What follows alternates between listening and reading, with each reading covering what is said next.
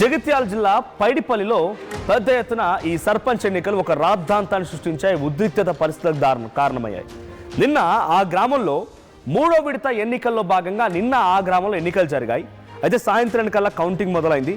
Counting పైన ఒక్కసారిగా స్థానికులు బగ్గుమని ఒకరిపై ఒకరు దాడులకు దిగారు. ఫలితాలు తారుమారు చేశారని చెప్పి ఆందోళనలు చేపట్టారు. బ్యాలెట్ బాక్సులు బయటకు తీసుకెళ్లకుండా యువకులు అడ్డుకొని ఒక రాద్ధాంతం చేశారు. రీకౌంటింగ్ చేయాలని డిమాండ్ చేస్తూ పోలింగ్ కేంద్రంలో బైఠాయించారు.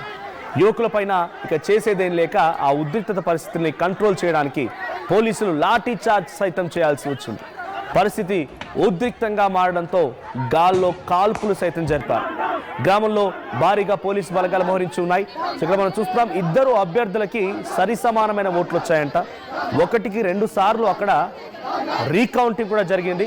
అయినా కూడా అక్కడ స్థానిక యువకులు వినకుండా మీరు బ్యాలెట్ బాక్సులను తారుమారు చేశారు, ఓట్లని తారుమారు చేశారని చెప్పి అధికారులపైన ఒక్కసారిగా ఆగ్రహంతో వాళ్ళ పైకి దూసుకెళ్ళడాలు, లోపలికి బ్యాలెట్ బాక్సులు పెట్టిన చోటుకి వెళ్ళడాలు, అధికారులని ఆ కౌంటింగ్ బాక్సులు ఏవైతే ఉంటాయో ఎన్నికల ప్రక్రియ అయిపోయిన తర్వాత రిజల్ట్ అనౌన్స్ అయినాక బయటికి తీసుకెళ్తూ ఉంటారు చూసారా, ఆ బాక్సులను తీసుకెళ్లే దాంట్లో కూడా మీరు తారుమారు చేశారని చెప్పి వాళ్ళపైన కొంత రాద్ధాంతాన్ని దిగారంట.